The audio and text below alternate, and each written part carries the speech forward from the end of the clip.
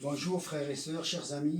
Nous sommes dimanche 8 novembre 2020, rendez-vous du matin. C'est dimanche et nous prendrons le repas du Seigneur ensemble, unis d'un même esprit. Un salut offert par le même Père, un sang versé par le même agneau pascal, Jésus-Christ. Ensemble, nous avons été interpellés par le Saint-Esprit qui nous a révélé le salut en Jésus-Christ. Quelle grâce que la révélation de Jésus-Christ pour notre salut. Ce choix s'est posé sur nous tous, sur toi, sur moi.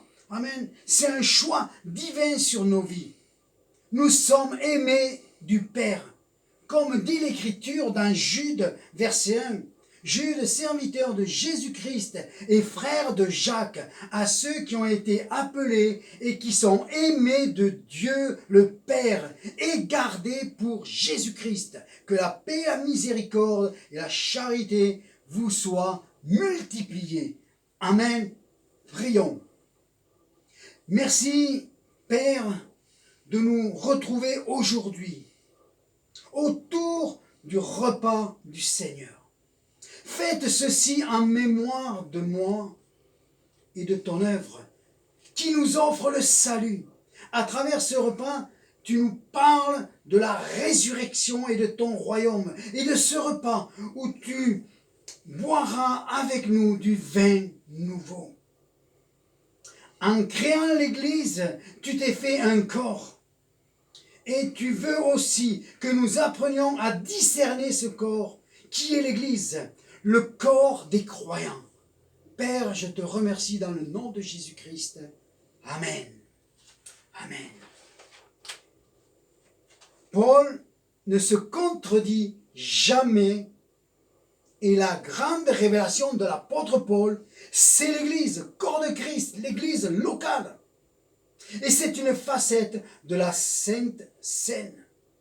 Pas seulement réfléchir sur la crucifixion, les souffrances de Jésus-Christ, sinon il fallait que nous laissions Christ sur la croix. Sans compter tous les films sur la vie de Jésus où nous voyons la passion avec ses souffrances. À la croix, de son côté, l'Église est née. Un corps mystique qui parcourt toute la terre pour annoncer la bonne nouvelle de la grâce de Dieu pour tous les hommes. Amen. Manifestée à la croix. Amen. Hier, j'ai parlé d'être de bons témoins.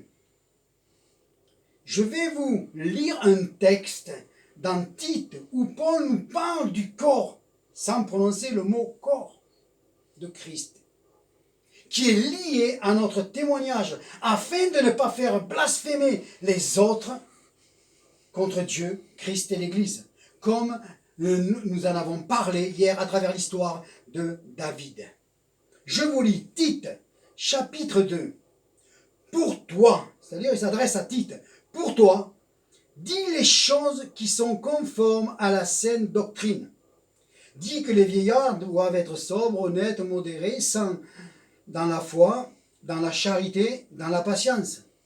Dis que les femmes âgées doivent aussi avoir l'extérieur qui convient à la sainteté, d'être ni médisantes, ni abonnées au vin, qu'elles doivent donner de bonnes instructions dans le but d'apprendre aux jeunes femmes à aimer leurs maris et leurs enfants, et à être retenues chastes, occupées aux soins domestiques, bonnes, soumises à leurs maris, afin que la parole de Dieu ne soit pas blasphémée. Amen. Afin que la parole de Dieu, c'est-à-dire Christ, l'Église, tout ce qui représente la parole, ne soit pas blasphémée par les païens. Hier, j'ai parlé de ces choses-là. Cette semaine, si nous suivons les informations sur nos écrans, nous pouvons nous apercevoir qu'il y a un homme qui est en train d'être rabaissé parce qu'il a voulu utiliser le nom de Jésus-Christ pour sa propre réussite. Continuons. Verset 6. Exhorte de même les jeunes gens à être modérés, te montrant toi-même à tous égards un modèle de bonnes œuvres. Nous sommes appelés à être des modèles. et donnant un enseignement pur et digne. Une parole saine, irréprochable, afin que l'adversaire soit confus, n'ayant aucun mal à dire de nous. Amen. Remarquez bien la lecture, elle commence par toi, Tite, et elle finit par nous. Nous sommes un corps. Et notre vie peut porter des conséquences au corps. Amen. N'ayant aucun mal à dire de nous. Il ne dit pas aucun mal à dire de Tite.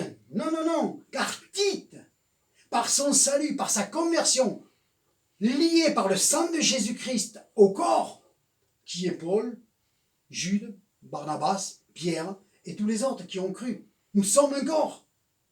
Et si nous apprenons pas à discerner ce corps composé des rachetés, alors Paul nous décrit que cela peut amener des conséquences dans nos vies. Pourtant, nous devrions nous rappeler, Actes chapitre 9, verset 5, la rencontre de Paul avec Jésus-Christ. Il est dit ceci, Paul répondit, « Qui es-tu, Seigneur ?» Et le Seigneur dit, « Je suis Jésus que tu persécutes. Il te serait dur de regimber contre les aiguillons. » Amen. Paul était en train de persécuter les croyants. Mais en persécutant les croyants, il faisait mal à la tête qui est Christ, la tête du corps. Et nous ne devons pas toucher au corps. Et nous devons bien comprendre qui est le corps dont l'apôtre Paul nous parle.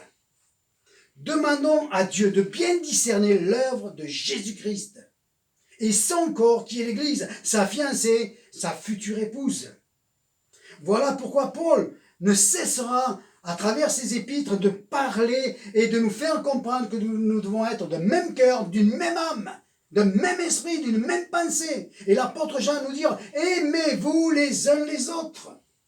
Car dans 1 Corinthiens chapitre 11, nous parle d'un jugement sévère pour ceux et celles qui ne savent pas discerner le repas du Seigneur, qui est son corps, représenté dans ses éléments. Et cet enseignement sur la Sainte Seine est vaste. Mais apprenons à discerner l'amour de Dieu manifesté à la croix du Calvaire pour chacun de nous. Amen. Nous allons prendre ce pain et ce vin maintenant. Père, devant ce pain qui représente ton corps qui a été meurtri, brisé. Amen. Nous voulons réaliser la profondeur de ton amour. La délivrance et la guérison que tu nous dis. Tu dis manger. Quand nous mangeons ce pain, c'est la vie éternelle qui vient à nous. Et c'est la bonne santé par tes meurtrissures. Je suis guéri. Père, dans le nom de Jésus. Amen. Merci Seigneur. Et j'élève la coupe de la délivrance. Le sang de l'alliance qui a été versé pour nous pécheurs. Nous sommes lavés, purifiés, sanctifiés. Et nous voulons lever cette coupe de délivrance. Ce matin, mon frère, ma sœur, si toi ce matin tu es touché dans ton corps, alors prends ce pain, prends ce vin, prends cette coupe par la foi et reçois tout ce que Jésus a fait à la croix pour toi. Par tes meurtrissures, tu es guéri. Et la coupe de délivrance, reçois-la maintenant, dans le nom de Jésus. Amen.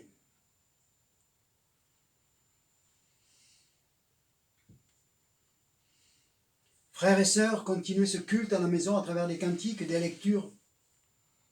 Restez dans la présence de votre Seigneur, votre Dieu, votre Sauveur. Père, nous te remercions pour ces instants. Ces instants qui sont précieux à nos cœurs. Parce que nous voulons communier avec toi à travers ces éléments. Parce qu'il y a une richesse pour nous. Et nous te disons merci. Merci pour la profondeur de ton amour manifesté à la croix pour nous, ton œuvre de salut, ton œuvre de grâce, car tout nous est donné par grâce. Tout est grâce, tout est grâce. Et nous te disons merci notre Dieu, notre Père, ce matin encore, dans le nom de Jésus-Christ. Amen.